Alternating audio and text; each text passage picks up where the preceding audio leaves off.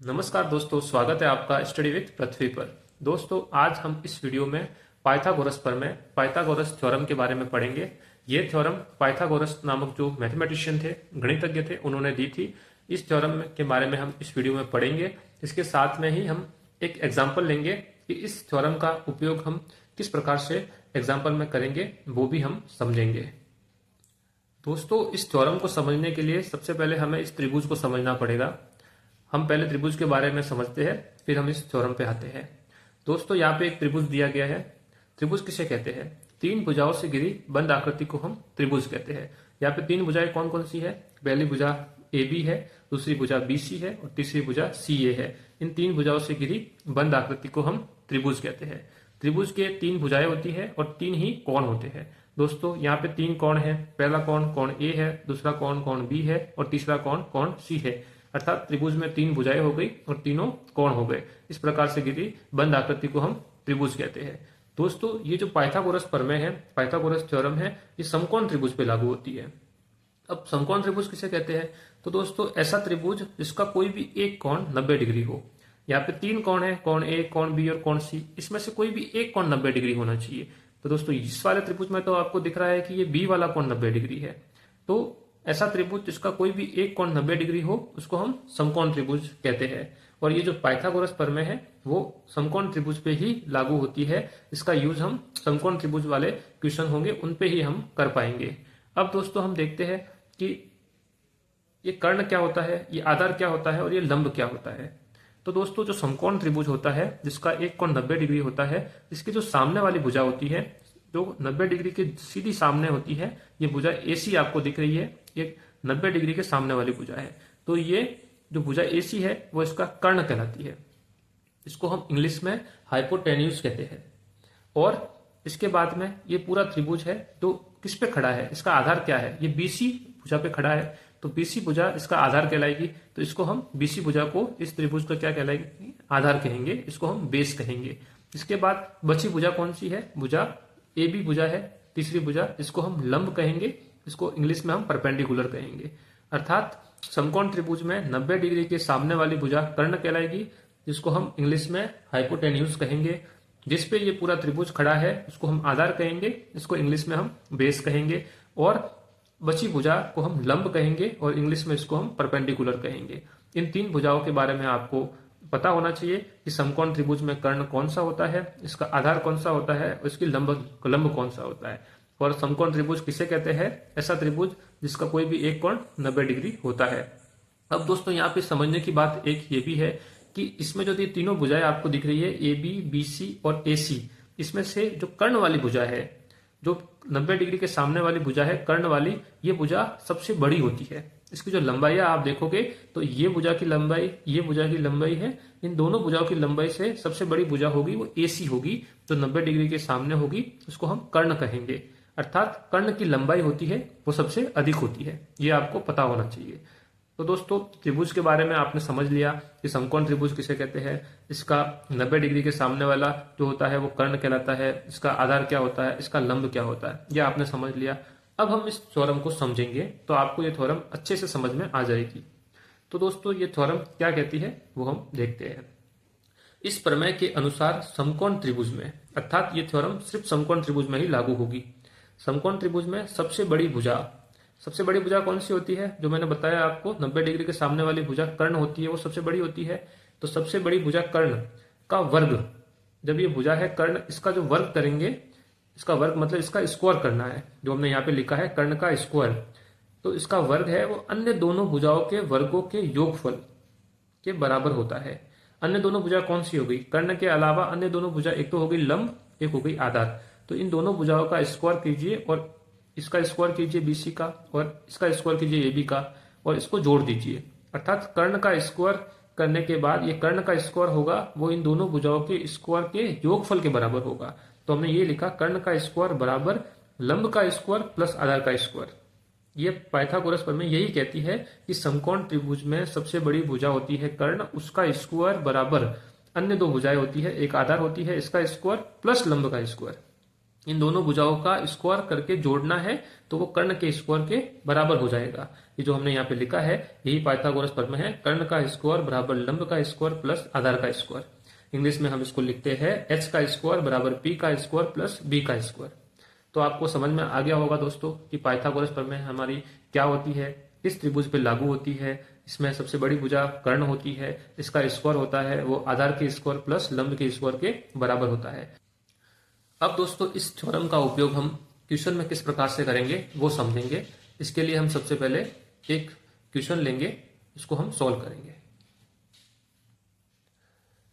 तो दोस्तों ये है हमारा क्वेश्चन, इसको हम समझते हैं पहले, उसके बाद इसको हम सॉल्व करेंगे। क्वेश्चन क्या कहता है, पहले हम क्वेश्चन को पढ़ते हैं फिर हम आगे बढ़ते हैं।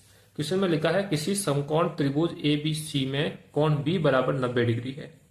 सबसे पहले ये त्रिभुज कौन सा है, समकोण त्रिभुज है, उसमें कोण B दिया है वो 90 डिग्री का है तथा भुजा AB 12 सेंटीमीटर है और BC 5 सेंटीमीटर है। तो भुजा AC की लंबाई ज्ञात कीजिए, ये हमें क्वेश्चन दिया है। उसको दोस्तों समझने के लिए सबसे पहले हम एक समकोण त्रिभुज बनाएंगे, उसमें जो भी हमें मान दिए गए हैं, कोण B का मान हमें दिया है, AB की लंबाई दी है, BC की लंबाई दी है, उसको रखेंगे तब हमें ये क्वेश्चन अच्छे से समझ में आएगा। तो हम सबसे पहले समकोण त्रिभुज ABC बनाते हैं। तो दोस्तों यहाँ पे हम समकोण त्रिभुज ABC बनाएंगे।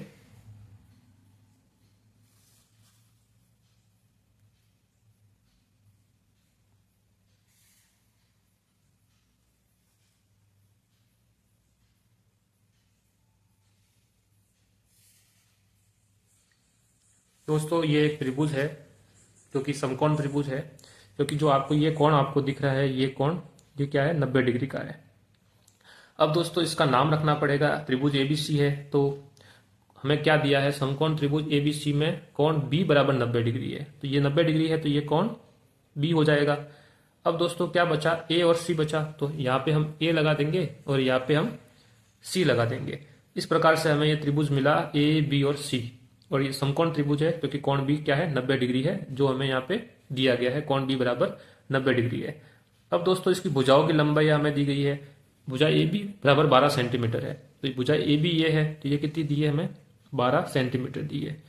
और दोस्तों हमें BC दी है, B और C ये दी है हमें कितनी दी है, ये हमें दी है 5 सेंटीमीटर दोस्तों।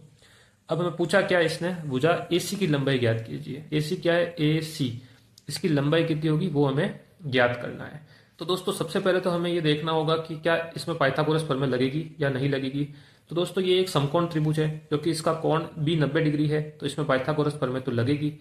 अब हम इसकी भुजा AC की लंबाई पाइथागोरस प्रमेय की सहायता से ज्ञात कर सकते हैं, क्योंकि पाइथागोरस प्रमेय में हमें दो भुजाओं की लंबाई अगर हमें दी गई है तो हम तीसरी भुजा की लंबाई निकाल सकते हैं। अब हमें यह देखना है कि कौन सा इसका कर्ण है, कौन सा आधार है, कौन सा लंब है, तभी तो हम इस सूत्र में पाइथागोरस का जो प्रमेय है उसमें हम इनके मान लगा पाएंगे।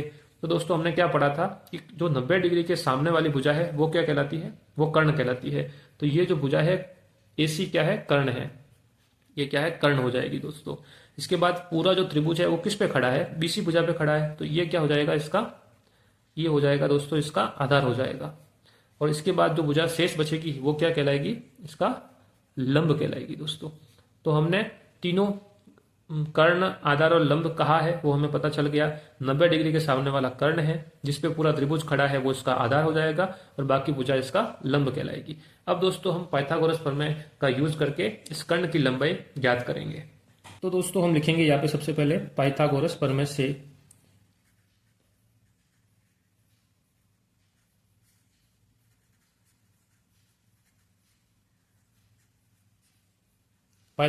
से हम लिखेंगे पाइथागोरस प्रमेय क्या कहती है दोस्तों, जो कर्ण होता है, सबसे बड़ी भुजा कर्ण है, कर्ण का स्क्वायर बराबर होता है आधार का स्क्वायर प्लस लंब का स्क्वायर। ये दोस्तों पाइथागोरस प्रमेय कहलाती है। कर्ण का स्क्वायर में अन्य दो भुजाओं के स्क्वायर करके इनको जोड़ना है, तो ये कर्ण का स्क्वायर के बराबर हो जाएगी। ये हमारी पाइथागोरस प्रमेय कहती है दोस्तों। अब हमें देखना है कि हमारे पास जो दिया है उसमें कर्ण कौन सा है, तो हम देखेंगे कि कर्ण बराबर क्या है दोस्तों, कर्ण क्या है, AC भुजा है वो कर्ण है। इसी प्रकार से हम देखेंगे कि आधार क्या है, तो दोस्तों आधार क्या है, BC भुजा है वो आधार है इसका। और लंब क्या है दोस्तों, लंब है वो ए बी भुजा है वो इसका लंब है जो हमने अभी देखा था। अब इसके मान हम इस वाले प्रमेय में लगाएंगे, फिर हम इसको सॉल्व करेंगे। तो दोस्तों कर्ण की जगह हम लगाएंगे AC, तो हमारा जो प्रमेय बन जाएगी वो हमारी बन जाएगी AC का स्क्वायर। आधार की जगह हम लगाएंगे BC, AC का स्क्वायर प्लस बराबर BC का स्क्वायर प्लस लंब की जगह हम लगाएंगे AB, तो ये हो जाएगा AB का स्क्वायर। हम इसमें कर्ण की जगह AC लगाया, आधार की जगह हमने BC लगाया और लंब की जगह हमने AB लगाया, तो हमारा जो फॉर्मूला बन गया वो ये बन गया। अब हम इसमें जो भी मान हमें दिए गए हैं उन मान को रखेंगे, तब हमें AC का मान हमें मिल जाएगा। अब हम देखते हैं कि AC का स्क्वायर हम ऐसा का ऐसा रख देंगे क्योंकि हमें AC निकालना है। BC हमें कितना दिया है, BC हमें दिया है 5 सेंटीमीटर, तो BC की जगह हम लिखेंगे 5 और इसका क्या हो जाएगा, स्क्वायर हो जाएगा।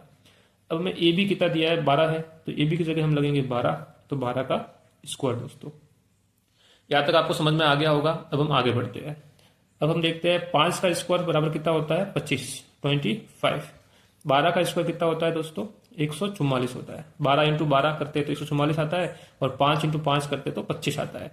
और AC का स्क्वायर ऐसा का ऐसे।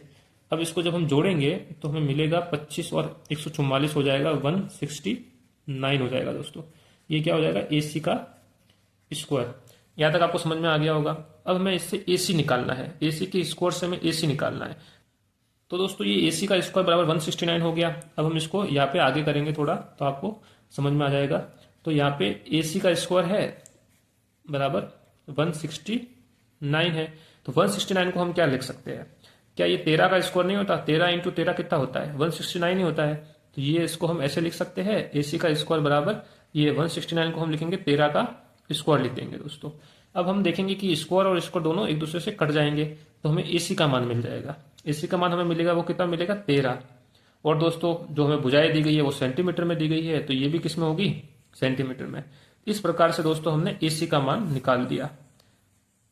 तो दोस्तों पाइथागोरस प्रमेय की सहायता से हमें आधार दिया गया था, हमें लंब दिया गया था और हमें कर्ण का मान निकालना था। हमने कर्ण का मान पाइथागोरस प्रमेय की सहायता से AC बराबर 13 सेंटीमीटर निकाल दिया। तो दोस्तों इस प्रकार से हम पाइथागोरस प्रमेय का यूज समकोण त्रिभुज वाले क्वेश्चन को सॉल्व करने में कर सकते हैं। तो दोस्तों इस वीडियो में हमने पाइथागोरस प्रमेय को समझा, इसका यूज किस प्रकार से करते हैं वो भी हमने देखा। मैं आशा करता हूँ कि वीडियो आपको अच्छा लगा होगा। अगर आपको वीडियो अच्छा लगा है तो वीडियो को लाइक कीजिए, अपने दोस्तों के साथ शेयर कीजिए। आप हमारे चैनल पर नए हैं तो हमारे चैनल को सब्सक्राइब कीजिए। दोस्तों मिलते हैं नए वीडियो में नए टॉपिक के साथ। धन्यवाद।